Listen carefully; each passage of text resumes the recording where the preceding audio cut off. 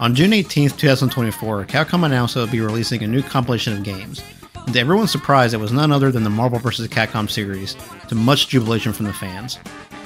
The series was considered dead after the release of Marvel vs. Capcom Infinite, and Disney not renewing their license with Capcom after purchasing Marvel Comics. However, like Jean Grey and the Phoenix Force, MVC has risen from the dead once more to grace us with its presence. When it comes to the MVC franchise, Marvel vs. Capcom 2 New Age of Heroes gets most of the love, and I feel like a lot of the games that came before have lived in its shadow ever since its release. So for those who may not be familiar with the earlier games in the series, please allow me, Red Comet 13, to be your guide to the origins of Marvel vs. Capcom. In the late 1980s and into the 90s, comic books were exploding in more ways than one. Tim Burton's Batman hit theaters in the summer of 1989, with both Warren Beatty's Dick Tracy and New Line Cinema's Teenage Mutant Ninja Turtles following in less than a year. Comic books themselves were experiencing a new renaissance, partly due to collectors snapping up titles in hopes of cashing out in the years ahead, thanks to comic books like Action Comics #1, the first appearance of Superman, selling at auction for astronomical prices. Along with the silver screen and print media, comic books were also all over our television sets in the 90s. The X-Men animated series would debut in 1992, inspired by the hyper-successful comic book run of writer Chris Claremont and artist Jim Lee, the future chief creative officer of DC Comics. Not to be outdone, DC Comics would debut Batman the animated series also in 1992, with the artwork of Bruce Timm creating an Art Deco-inspired Gotham City that seemed almost too villainous for a children's cartoon. The series saw the debut of Harley Quinn, along with some other character designs and scenarios that I honestly can't believe were approved for something directly targeting children. Marvel would counterpunch with the Spider-Man animated series in 1994, taking inspiration from all across the Spider-Man mythos, most notably the Sinister Six and their various run-ins with everyone's favorite neighborhood arachnid. The show is also responsible for having me believe that Hydro Man is a top-tier Spider-Man villain. Bruce Timm would once again bless us with another all-timer in Superman the animated series in 1996, introducing a generation of red-blooded men and women to the one and only Lois Lane. This is one I honestly still need more time with as I haven't watched enough of it, but trust me, it's awesome. This was an absolutely insane time to be a kid. I hope I've made it clear that this was an era where comics were everywhere in one form or another. I remember going to grocery stores and pharmacies as a kid and seeing a wall of comic books, which is something that just doesn't exist today. At 6 years old, I walked up to the front door of a Fruth pharmacy and distinctly remember a window sticker advertising the death of Superman being on sale. I can't get this point across enough. Comic books were ginormous in the 1990s.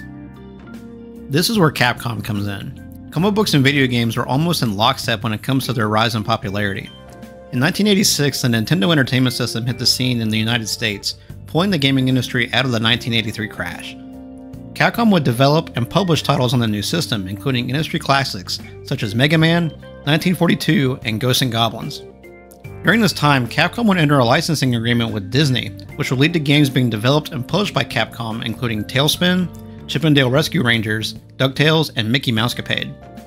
This is purely speculation on my part, but I'd like to think that the success of the Disney-Capcom relationship is what gave Capcom the confidence to enter a similar deal with Marvel later in the decade. Following in the wake of the X-Men animated series, Capcom entered an agreement with Marvel Comics to produce an X-Men themed fighting game for arcades and home consoles. The result of this deal would culminate in the late 1994 or late 1995 fighting game X-Men Children of the Atom, the flashpoint of the entire Marvel vs. Capcom franchise. The game is a very loose adaptation of the Fatal Attraction storyline from the comics, a saga that spanned all of the then current X-Men titles from July to November of 1993. Fabian Nicieza and Scott Lobdell wrote the story with several artists contributing to the individual books. In the story, Magneto plans to release a giant electromagnetic pulse on the Earth and plunge humanity into a new Dark Age as the X-Men attempt to stop him. This story provided one of the most famous visuals in X-Men history, Magneto ripping the adamantium coating from Wolverine's skeleton. In the game, Wolverine, Psylocke, Silver Samurai, Spiral, Sentinel, Omega Red, Cyclops, Colossus, Iceman, and Storm would make up the 10-character roster along with Magneto and Juggernaut appearing as non-playable bosses. Akuma from Street Fighter was also in the game as a secret character. Children of the Atom's gameplay was heavily inspired by both Super Street Fighter II Turbo and the horror-themed game Darkstalkers, another one of Capcom's fighting franchises during this time period. Children of the Atom ran on Capcom's CPS2 arcade board, the same board that powered SF2 Turbo and Darkstalkers. The first game released on the CPS2 board was Street Fighter II: The New Challengers, and it showed exactly how much the CPS2 system improved over its predecessor, the CPS1, and its multiple variations. The improved hardware allowed for bigger character sprites, more detailed backgrounds, and better audio, all of which Children of the Atom would use to great effect. As mentioned earlier, Children of the Atom would take a lot of inspiration from both Street Fighter and Darkstalkers. From the Street Fighter side, X-Men would adopt a super combo gauge introduced in Turbo, renaming it the X-Power gauge, this time being split into 2 levels, allowing for use of more moves and abilities. By expending some of the X gauge, characters can utilize an X ability unique to each character, like Storm being able to push or pull an opponent towards her with the wind, or Cyclops being able to fire a larger and aimable optic blast. When the X gauge is at its max, characters can unleash a Hyper X attack, similar to super combos in the Street Fighter series. The game would also introduce the ability to roll towards or away from your opponent after falling to the ground, again by using some of the X gauge. This ability to control your wake up by either rolling forward or backward would become a staple in many fighting games in the future. Darkstalkers' influence on X-Men would be seen in the combo system and fast-paced battles. Darkstalkers features a more free-flowing and fast-paced combo system compared to Street Fighter, even allowing characters to combo in the air at times. In response, the player on the defensive can actually block in the air, which was a new thing at the time. Darkstalkers' air combos and blocking would be greatly expanded upon in X-Men, by way of the super jumps and aerial rave combos. Super jumps allow characters to jump much higher than usual, to the point of the screen having to scroll up to keep track of them. Super jumping is what allows characters to extend combos into the air and launch into aerial rave combos to dish out insane amounts of damage. The gameplay mechanics people have come to know the Marvel vs. Capcom games for, hyper combos, aerial raves, super jumps, offensive and defensive rolls, all started right here in X-Men Children of the Atom.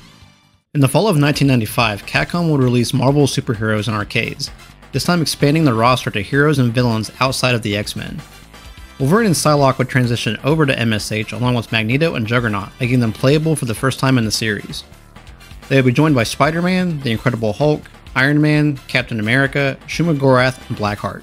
The 2 boss characters, Doctor Doom and Thanos, are technically playable as well, but only if the arcade machine is set to free play.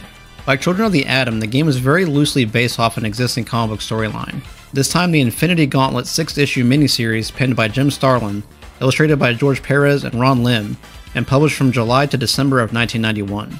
The story is quite complicated and has some deep-cut characters and factions within it, but at the surface level, the book is about Thanos attempting to obtain the Infinity Gems while fending off other villains like Mephisto and Doctor Doom who covet the stones and the Infinity Gauntlet for themselves. After acquiring the 6 gems, power, time, space, reality, soul, and mind, Thanos kills half of all life in the universe as a gift to Mistress Death in an attempt to win her affection. The Infinity Gems play a big role in MSH from a gameplay perspective. Each gem is obtainable during gameplay and grants players special advantages when utilized.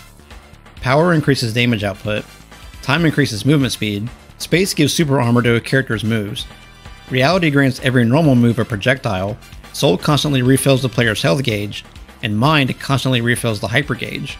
The inclusion of the gems is the biggest addition of the gameplay, as Children of the Atom's gameplay system was carried over almost 1-to-1, the gems in the roster being the biggest additions.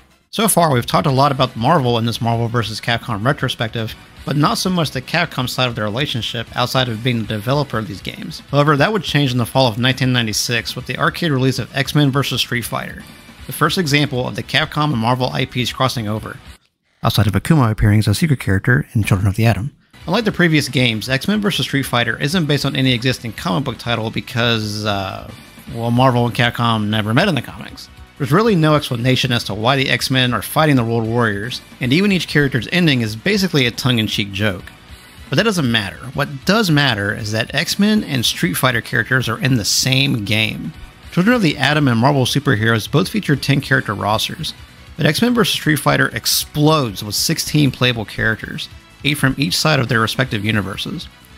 Wolverine, Cyclops, Storm, Juggernaut, and Magneto return from Children of the Atom, but are now joined by series newcomers Rogue, Sabretooth, and Gambit. Meanwhile, Street Fighter is represented by an all-star lineup of Ryu, Ken, Chun-Li, Zangief, Dhalsim, Cammy, and Charlie Nash, with X-Men super baddie Apocalypse serving as the final boss. Also, Akuma once again makes an appearance as a secret character. The gameplay is largely the same as the previous 2, but the Infinity Gems are gone, and in their place is a second character. That's right, X-Men vs. Street Fighter is a tag-based game, meaning you can team up any 2 of the 16 characters. With the addition of a second character comes new additions to gameplay. Players can tag in their partner at any time, with the inactive character flying in with an attack, or you can expend to level up your hyper combo gauge to perform a variable counter. a counterattack while on the defense to allow the second character to come into play. Lastly, there's the variable combination attack, which allows both characters to perform their respective hyper combo attacks simultaneously. Summer of 1997 saw yet another entry in the series, this time with the World Warriors taking on more than just the X-Men. Marvel Superheroes vs. Street Fighter featured many returning characters from Marvel Superheroes, along with many debutantes from Street Fighter making their first appearances. 17 characters would make up the base roster, while 6 pal-swapped secret characters would also make an appearance.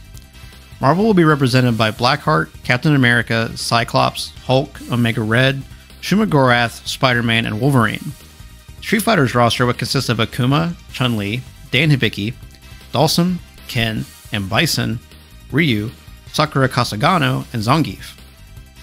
3 pal-swap characters would appear on each side: Armored Spider-Man, Mephisto, and US Agent on the Marvel side, and Sunburned Sakura, Mecha Zangief, and Shadow for Capcom. Like the previous entries to the series, the gameplay was kept mostly the same, but again with one big change. This time the variable assist mechanic.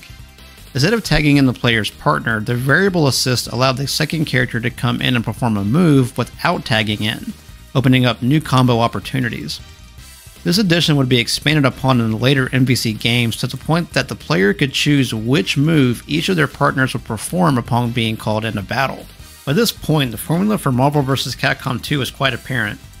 The combos, aerial raves, super jumps, and evasive rolls from Children of the Atom, combined with the tag team gameplay of X-Men vs. Street Fighter, along with the assist system from Marvel Superheroes vs. Street Fighter, would make up the very core of Marvel vs. Capcom 2's gameplay.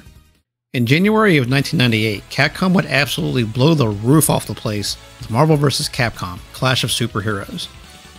This is when the series really ramped up, with Capcom no longer limiting themselves to certain areas of either their own IPs or Marvel's. The base roster did see a reduction in characters, going from 17 down to 14. However, 6 secret characters, mostly consisting of pal swaps, are also playable.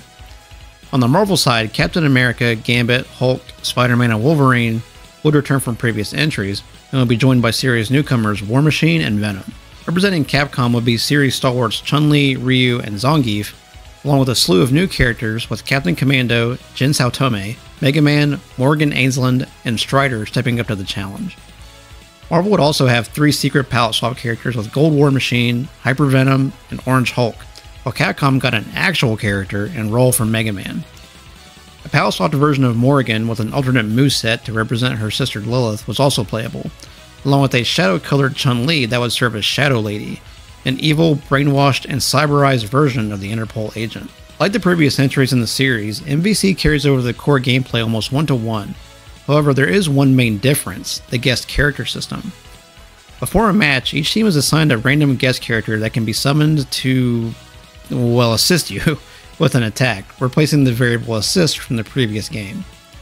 This is where the game's roster blows up, with deep cuts from Capcom and some familiar faces from Marvel.